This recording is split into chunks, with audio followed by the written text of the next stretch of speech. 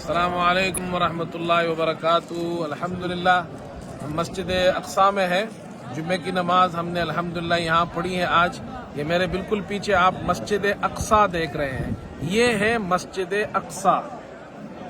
और ये आप बिल्कुल इस तरफ अगर हम मुड़ेंगे, इस तरफ अगर आप इस तरफ मुड़ जाए, अब हम अपोजिट साइड पे आ गए, ये पीछे देखें, ये है कुब्बतुस सखरा, ये है कुब्बतुस सखरा।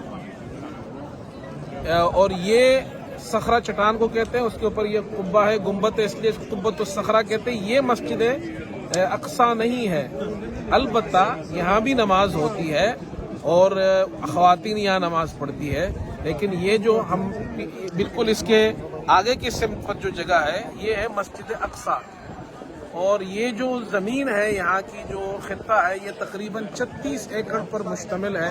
इसमें एक मस्जिद अक्सा है, एक मस्जिद कुब्बतुस सखरा है, इधर मस्जिद क़िबली है जो कुछ सालों पहले दरियाफ्त हुई है।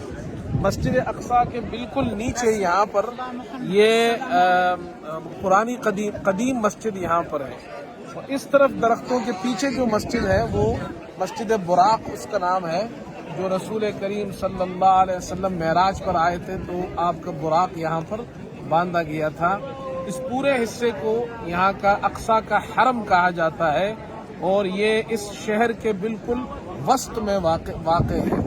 बहुत खूबसूरत जगह है। मुसलमानों ने नमाज पढ़ी यहाँ पर, हम सब ने नमाज पढ़ी यहाँ पर। और नमाज के बाद ये सारे अरब हजरात यहाँ बैठ जाते हैं, मर्द भी आते हैं, ख़वातीन भी आती है।